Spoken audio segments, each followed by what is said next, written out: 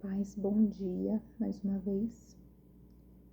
Pessoa que vos fala que empolgou para fazer mais um vídeo, aproveitando aí. Bora então abrir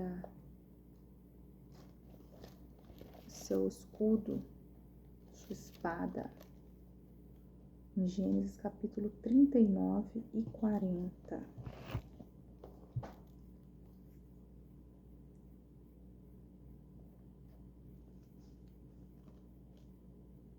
Então, nós que vimos aí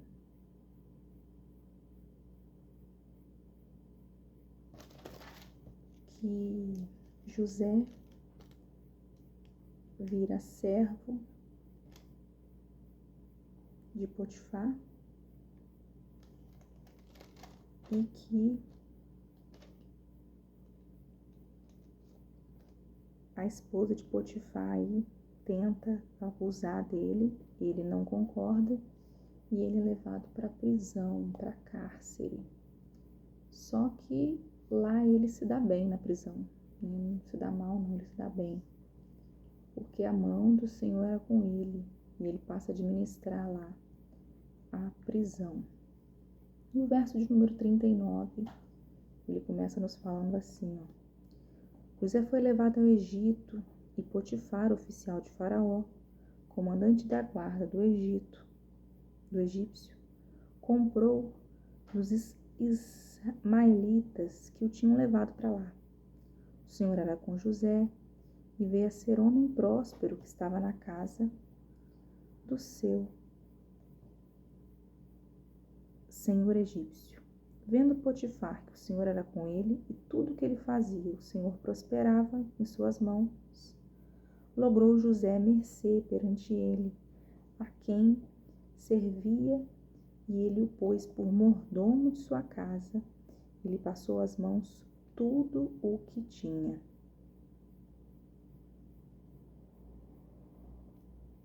Eu já li isso ontem. Eu acabei lendo um a mais. Eu li até o 39. Por isso que ficou grande. Eu li o 39. Fiz os descendentes 36, 37. Falei de Jacó, a esposa que faleceu. 38.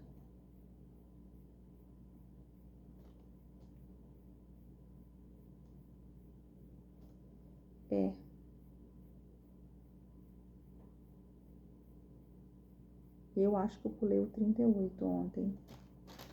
Eu tenho quase que plena certeza que eu pulei o 38 e fui pro 39. É verdade. Então, eu pulei o 38. Então, vou fazer assim, vou fazer o 38, que foi o que eu pulei. E depois a gente pula pro 40. 38, 40, que eu pulei um.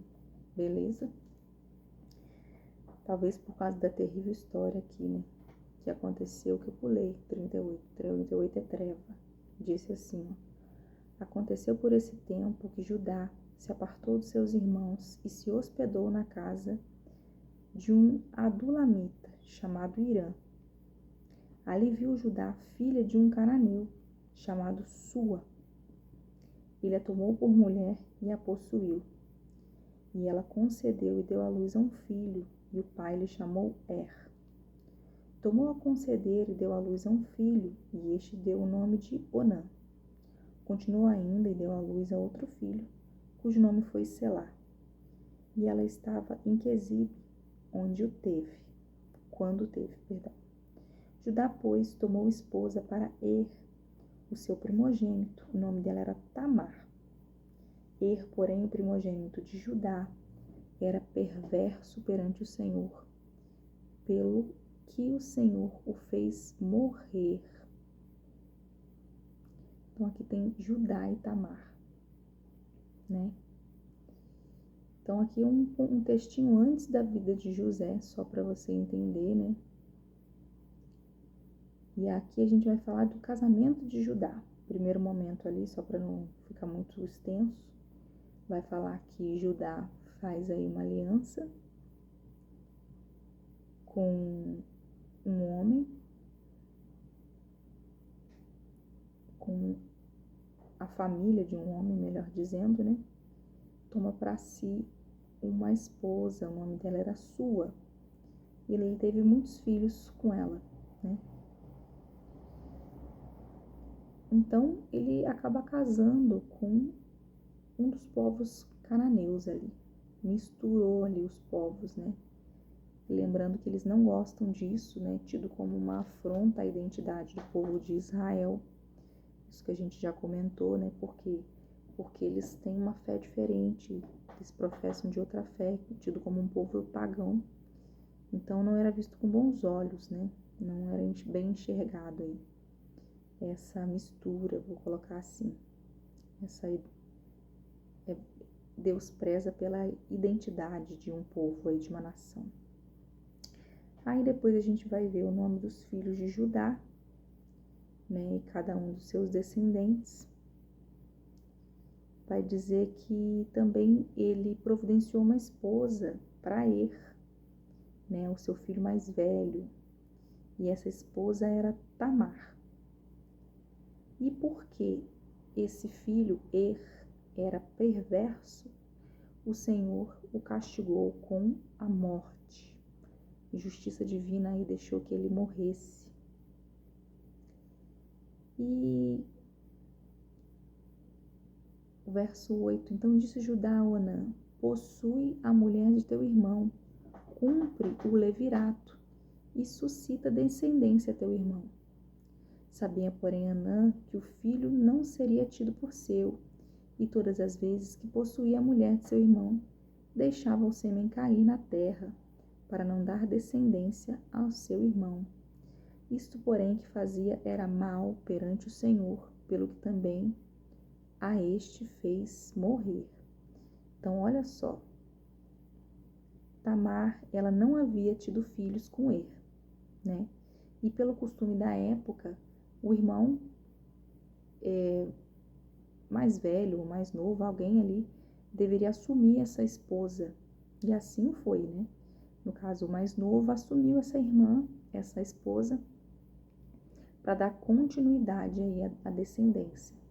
Só que todo filho que nascesse, por mais que fosse de Er, o primeiro casamento foi com Er, o segundo aqui com Onã. O problema é que o Onã, ele não ia ter esse crédito. Ele não ia ter o crédito de que o filho foi dele. Então, o que ele fez? Ele se negou a engravidar essa mulher. Ele tinha relações, sim, com ela, mas ele, quando ia ejaculava fora. Bem, assim, uma linguagem chula, para você poder entender o que está acontecendo aqui. Então, por ele ter negado a engravidar, ela pegou e reclamou com um dos irmãos, né? Que era o primogênito, era o mais velho. Porque a primogenitura era de Er, era do Er, que era o mais velho. Mas, eita, Bianca, tô embolando aqui. Primogenitura do mais velho, Er. E aí Onã vem na história. De qualquer maneira, ela queria ter um filho, essa é a situação. Mas Onã não queria dar um filho para ela. É o famoso coito interrompido, você já ouviu falar? Então, esse daí, um dos métodos contraceptivos mais corretos da história da humanidade. Funciona. Não tente isso, tá? Mas era um contraceptivo natural da época, né? Então, Onã ali se mostrou desrespeitoso para com a vida de Tamar. Porque o que ela queria era ter um filho. Além dela não estar ali tendo um filho, ele ainda não estava satisfazendo nem os desejos dela como mulher. Sai correndo agora, depois de falar isso. Enfim. O resultado da conduta de Onã foi o quê? A morte. Deus também permitiu que Onã morresse porque ele também fazia o que era mal perante o Senhor. Verso 10, e assim ele o fez morrer. Então disse Judá a Tamar, sua nora, permanece viúva em casa de teu pai, até que Selá, meu filho, venha ser homem. Pois disse, para que não morra também este, como seus irmãos. Assim Tamar se foi passando a residir em casa de seu pai. Então aí Judá fala, olha, eu vou te dar o meu filho mais novo, só que ele ainda é muito novo. Deixa ele crescer um pouquinho, que eu vou dar ele para você em casamento, né? Mas Judá, ele usou isso como desculpa, ele não tinha intenção de entregar o filho, não, porque ele achou que, na verdade, ela já estava com o dedo de viúva negra aí. Estava indo por terceiro marido, né? Então ele temeu pelo próprio filho. Ele ficou com medo. E aí, verso 12, né? Tamar vai bolar um plano aí bem arquitetado, vai dizer assim: no correr do tempo, morreu a filha de sua, mulher de Judá. E consolado Judá, subiu ao tosqueadores de suas ovelhas em Tímina. Ele e seu amigo Rina, o adulamita, lembra lá atrás? E o comunicaram a Tamar, eis que teu sogro sobe a Tímina para tosquear as ovelhas. Então ela despiu as vestes da sua viuvez e cobriu-se com um véu que se disfarçou e se assentou à entrada de Enaim, no caminho de Tímina, pois via que Selá já era homem e ela não lhe fora dada por mulher. Então Tamar aí viúva, sem nenhum descendente, querendo aí ter um filho. Por que esse desespero de ter um filho? Porque a gente sabe que ter um filho exaltava a mulher, era uma vergonha uma mulher não ter filho, não conceber filhos, era uma desgraça aí para a continuidade da sua descendência, né, para o seu próprio futuro. Essa mulher aí poderia ser abandonada ali por não dar filhos, né, e ela, querendo honrar aí esse costume, ela queria sim ser desposada, ela queria sim ter um marido. Mas não foi isso que Judá fez, né? Então, ela falou assim, quer saber de uma coisa? Eu vou me disfarçar. Eu vou encontrar com Judá, nem que seja na marra. E aí, quando morreu a filha de Sua, ele saiu aí, talvez, para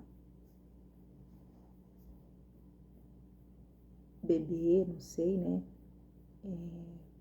A palavra fala que, quando fala tosquia das ovelhas, geralmente associada a algum estilo de festa pagã.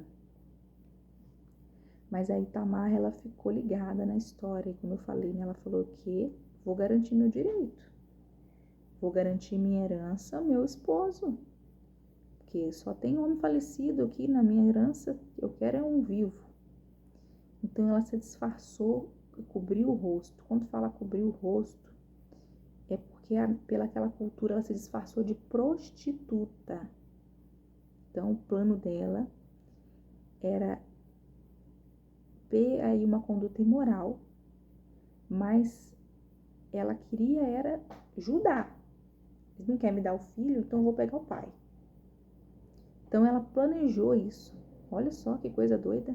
A Bíblia tá mais quente que novela das 9, hein? O negócio tá... Então, o que ela fez? Deixa eu continuar aqui.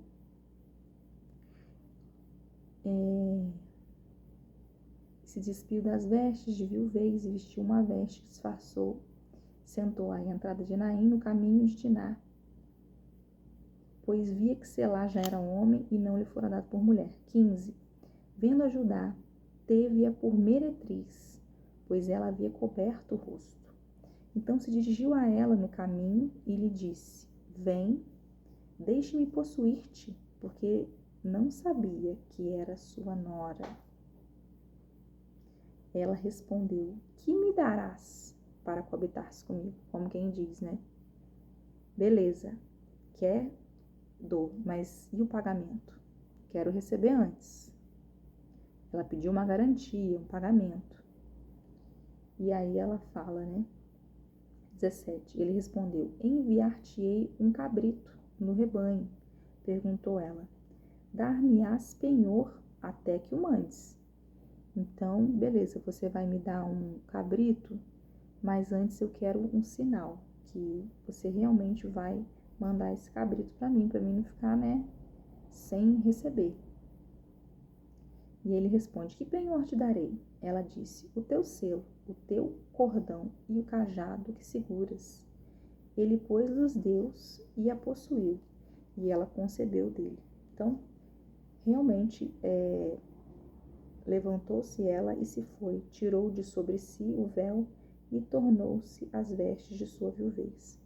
Então, realmente, ela pegou esses 3 objetos aí, que eles tinham alguma identificação de quem que eles pertenciam, porque eram objetos muito importantes, né? O cordão, o cajado, o selo, o selo era um anel, e o cordão aí, uma corda no pescoço, e o selo servia para assinar contratos, né? O anel, que tinha aí uma marcação com cera que eles marcavam o contrato. E o cajado aí é algo para você se apoiar mesmo, né? Ele cede aí, faz tudo o que ela quer, ele consegue o que ele quer, ela consegue o que ela quer, e aí ele tem uma relação com a própria nora. Depois disso ela vai embora, volta a vestir aí a roupa que ela tinha, né? Porque a roupa, conforme a cultura ali, a roupa de viúva era diferente, né? Se eu não me engano, é uma vestimenta branca, toda branca, de uma viúva. E mais tarde, verso 20, enviou Judá o cabrito por mão do Adulamita, seu amigo, para reaver o penhor da mão da mulher. Porém, não a encontrou. Ele ia meter a cara? Nada. Ele falou assim: ó, meu amigo, você tava lá, leva lá pra mulher, porque senão, né, ela não vai me devolver minhas coisas. Só que ele não encontrou. E agora? 21. Então perguntou aos homens daquele lugar: onde está a prostituta cultual que se achava junto ao caminho de Enaim? Responderam: aqui não esteve meretriz nenhuma. Como quem diz, né? É revelado aí o pecado de Judá. Meu filho, aqui não tem meretriz não. Você dormiu, acho que com uma mulher normal, hein? Aí Judá começa a coçar a cabeça, né? Se é que ele tinha cabelo na cabeça. Não sei, aí ele ficou preocupado. 3 meses depois. Peraí, onde eu tava?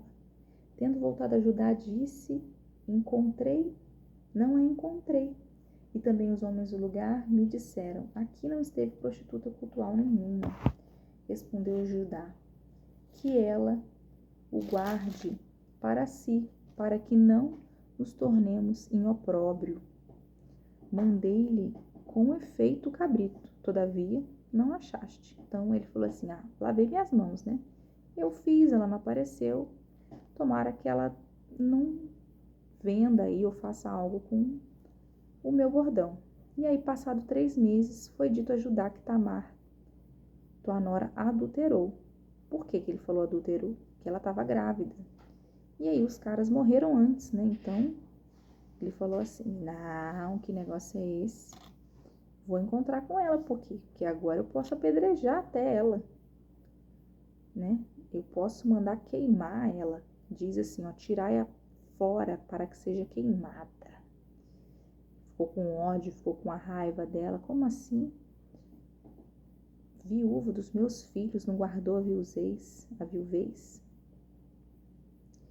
Em tirando-a, mandou ela dizer ao seu sogro: do homem de quem são estas coisas eu concebi. E disse mais: reconhece de quem é este selo, e este cordão, e este cajado. Olha que sinuca de bico, hein? 3 meses depois aí do ocorrido, ela já gravidinha, podia ser executada. Judá aí querendo uma confusão, manda queimar mesmo. E ela falou: o quê? Eu vou mostrar de quem que eu tô grávida. E aí ela mostra aí o bordão e o cajado, que ele reconhece. É meu. E ele fala o 26, mais justa é ela do que eu, porquanto não a dei a selar meu filho, e nunca mais a possuiu. Então, eis que realmente ela teve filhos.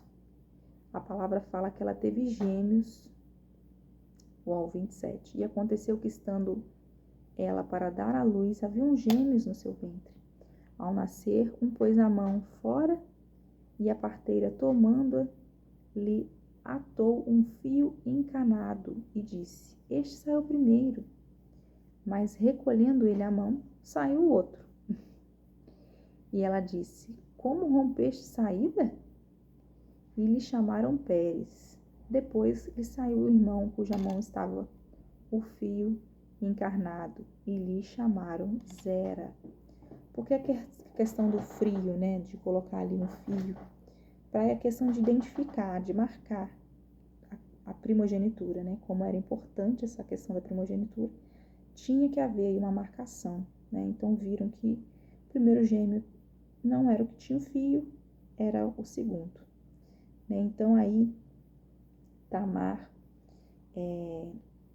consegue aí ter os filhos a qual ela queria, e realmente aí a vida de Tamar em si, aí ela aponta para a misericórdia e para a graça de Deus, né?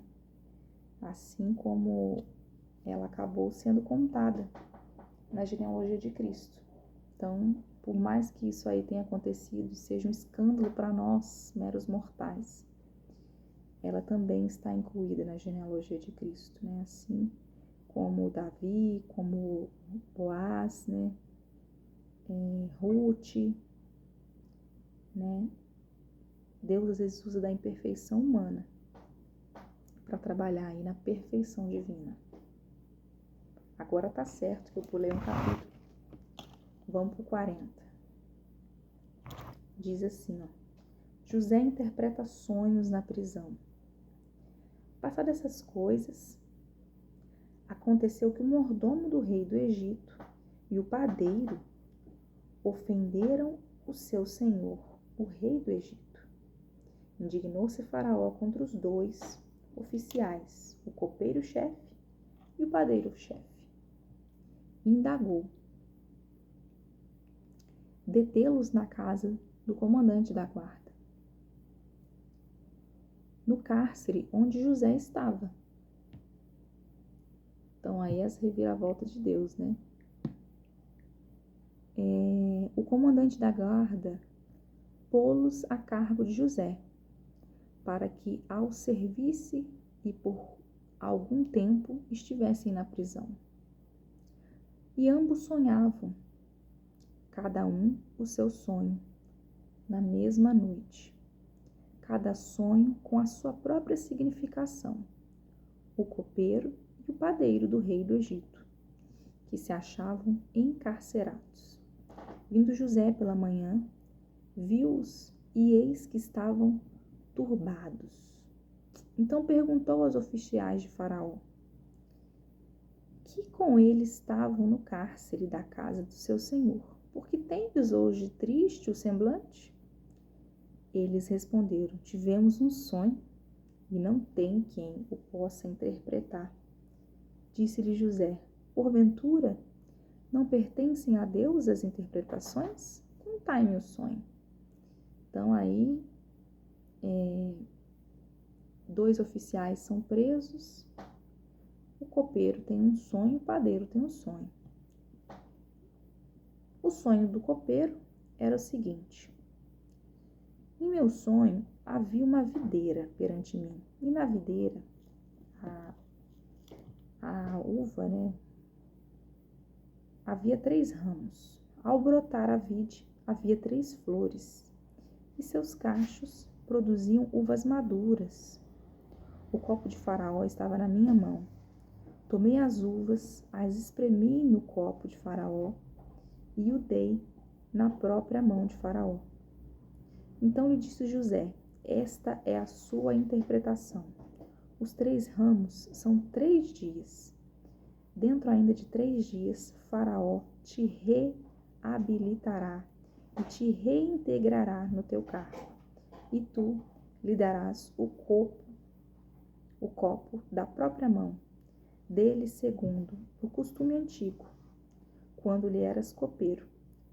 Porém, lembra-te de mim, quando tudo te correr bem, e rogo-te que seja bondoso para comigo, e faças menção de mim a Faraó.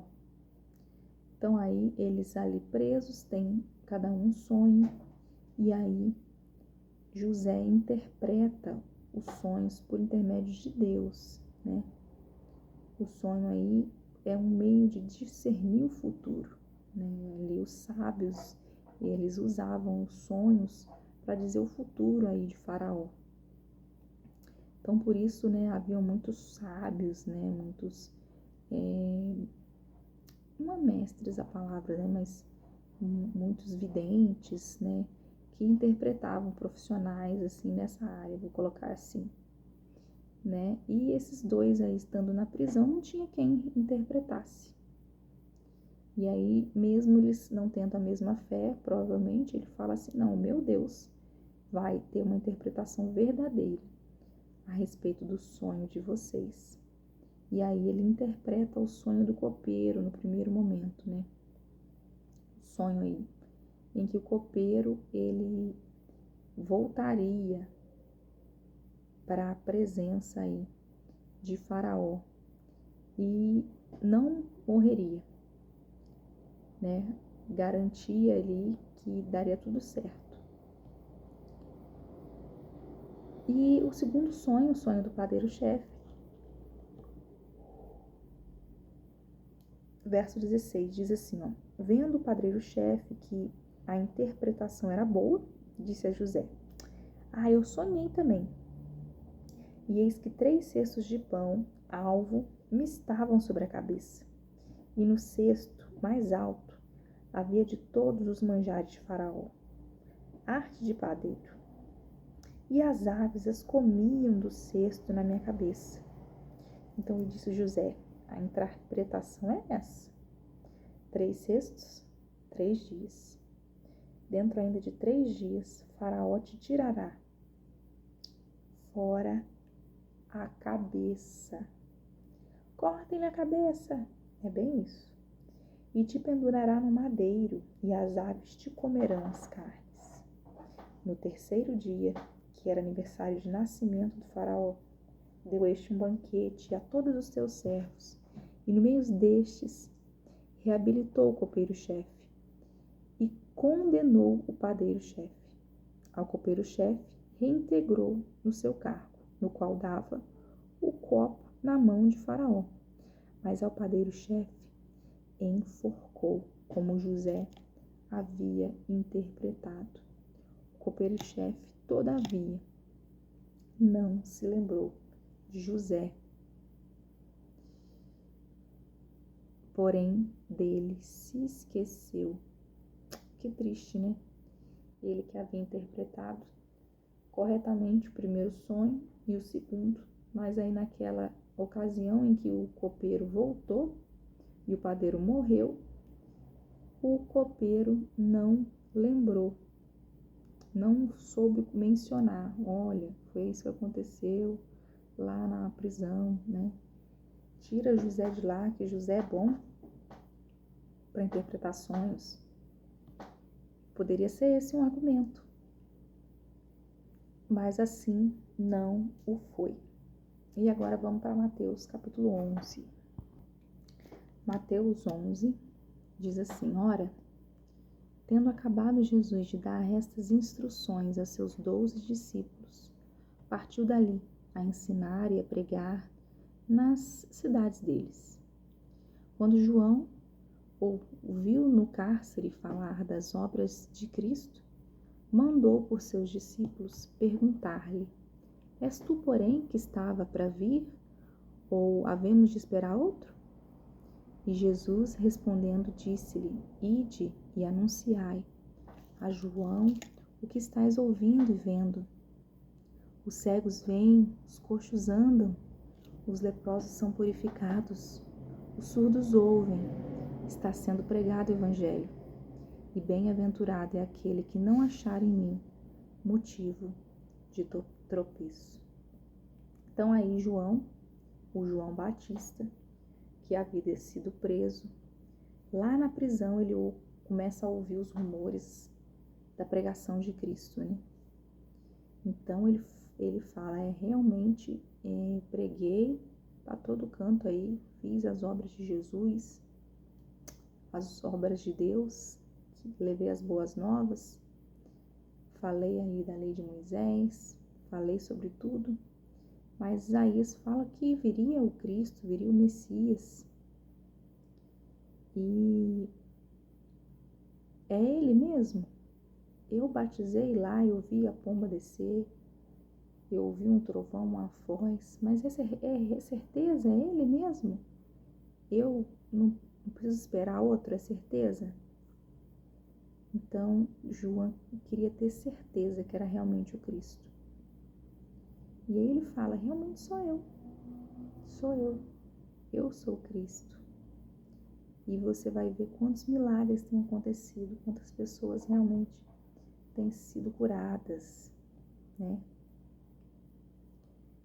E ele fala, bem-aventurado é aquele que não achar em mim motivo de tropeço. Bem-aventurado é aquele que olhar para mim e realmente ver que eu sou Cristo. Não ficar botando defeito, empecilho, não.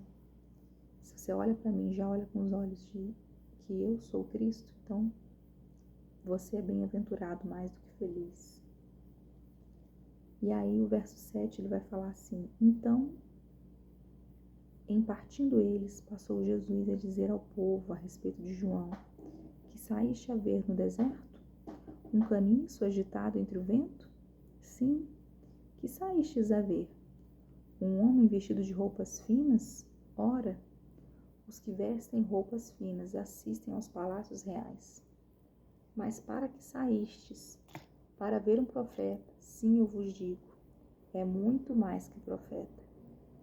Este é de quem está escrito, eis aí, eu envio diante de tua face o meu mensageiro, o qual preparará o teu caminho diante de ti. Então ele fala, né? Bem-aventurado é aquele que não achar em mim motivo de tropeço, não se envergonhar de mim, não ficar botando coisa, né? Eu sou o Messias e pronto, acabou. É sobre isso. E só porque eu não estou trajado com roupa de primeira, eu não posso ser filho do rei? Filho de Deus? Claro que eu posso. E aí ele pergunta, para que você está aqui fora, o cochicheiro? O que você está fazendo aqui? Né? E aí a palavra diz que ele é quem está escrito, eis aí, eu envio diante da tua face o meu mensageiro, a qual preparará o teu caminho diante de ti. Então aqui fala que não é pelas roupas, né? Não é pelos palácios, mas sim pelos meus sinais. Verso 11, ele vai dizer assim, em verdade vos digo, entre os nascidos de mulher, ninguém apareceu maior do que João Batista, mas o menor no reino dos céus é maior do que ele. Então, ele reconhece ali, né, que João Batista também foi um homem muito importante, mas que entre os nascidos de mulher, ninguém apareceu maior do que João Batista. Não é nos dias de João Batista até agora, o reino dos céus é tomado por esforço. Que se esforçam, se empoderam dele. Então, João Batista era quem anunciava o Cristo, o Messias. E ele ainda explica a respeito de tomar o reino à força, né? Situações em que a gente vai sofrer perseguição, vai sofrer oposição e vai sofrer violência. assim como estava acontecendo com João Batista ali preso no cárcere. É o verso 13. Porque todos os profetas e a lei profetizaram até João. E se eu quisereis conhecer ele mesmo, é Elias que estava para vir? Quem tem ouvidos para ouvir, ouça. Mas a quem hei de comprar esta geração? É semelhante a meninos que, sentados nas praças, gritam aos seus companheiros. Então vai falar sobre sofrer perseguição, sobre as escrituras, né? O próximo. E sobre 16.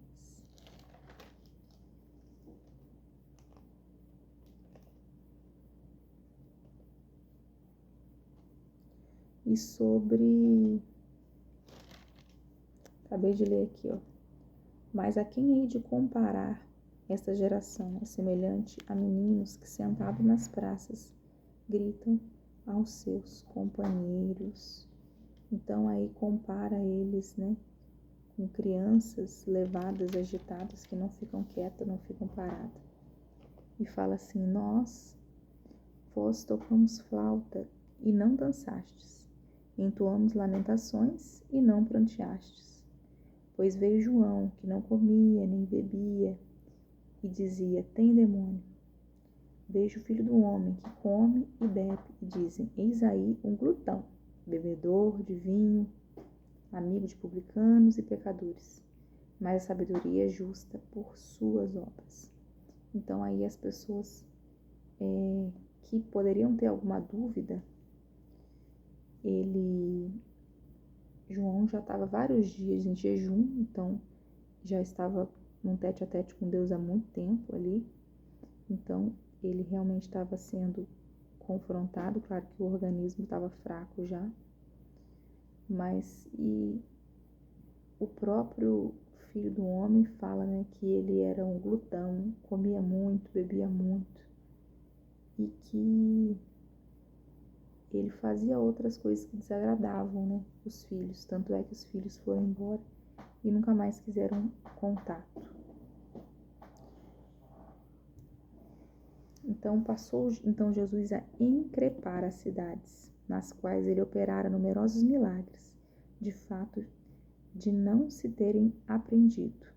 Ai de ti, coraçãozinho, ai de ti, Betsaida, porque se em Tiro e em Sidom se estivessem operando os milagres que em vós se fizeste, há muitos que se treinam arrependido como nós.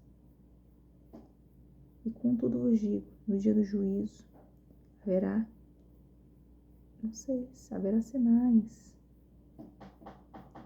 Tu, Cafarnaum, eleva-te-ás, porventura, até o céu, descerás até o inferno.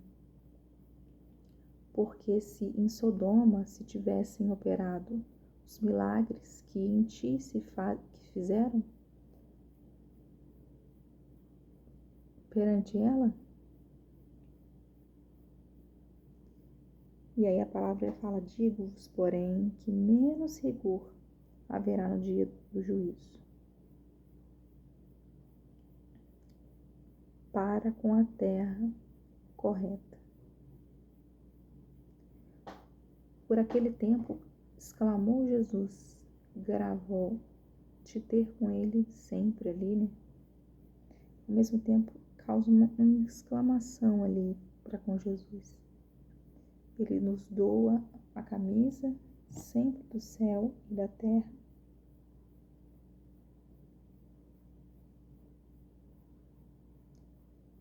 Exclamou Deus, graças te dou.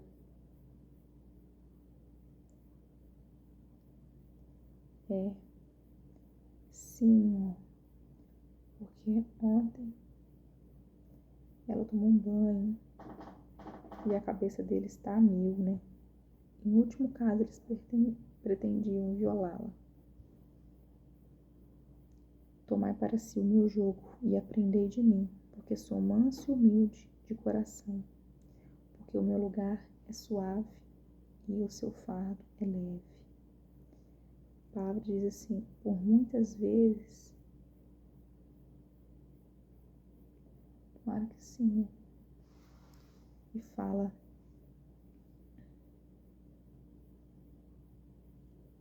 a respeito do Filho do Homem, que é Jesus, ser comparado aí, ser advertido aí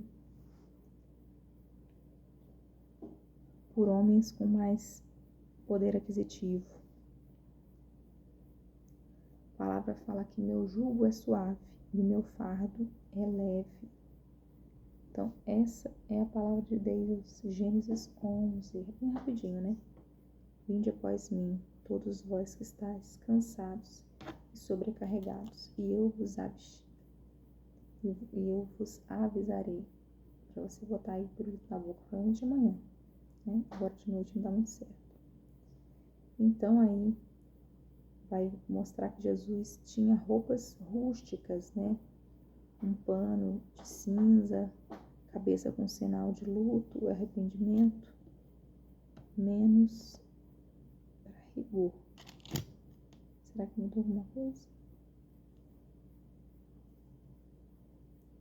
Ele terminou com ela, né? E assim nós fechamos o dia de hoje, então. Gênesis 12, do 1 ao 9. Beleza? E é isso. E é isso. Você aí confia nele, você verá menos castigo, menos vezes que o Senhor ergue os olhos para conosco, uma vez oprimido, mas pude ser um de cada benção.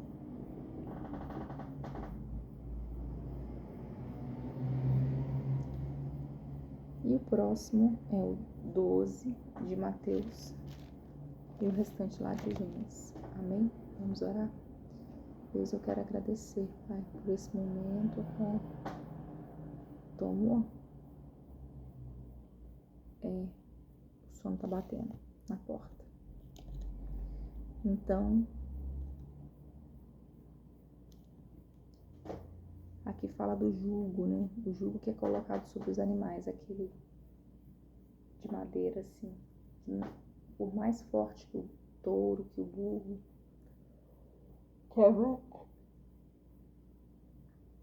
sabe o que é, eles assim não farão. Mas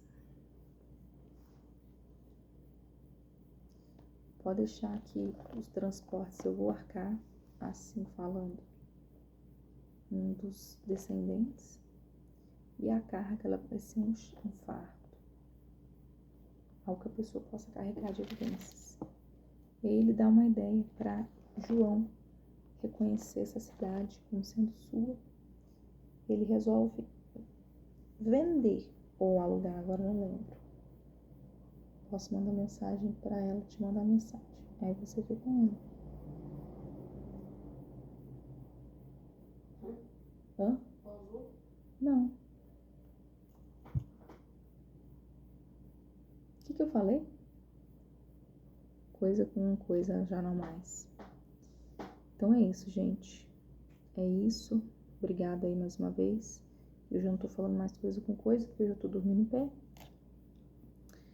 E que o Senhor nos abençoe, que realmente a palavra do Senhor venha entrar nos nossos corações, na nossa mente. Porque o nascido de mulher, filho do homem, esteve aí conosco. Comprova aí esse evento. E você tem tido vergonha do nome dele? Ou você tem proclamado o nome dele? Saiba que no juízo final ele vai dizer: aparta-te de mim aqueles que não me conhecem. Eu tô correndo desse aparta. E você? Obrigada aí mais uma vez pela presença. E que o Senhor nos guarde, nos abençoe, guarde o nosso sono pro dia de amanhã, Guarda o nosso dia, que seja maravilhoso na tua presença, Pai. Em nome de Jesus. Amém. Tchau, queridos. Deus abençoe. Fica na paz. Até a próxima.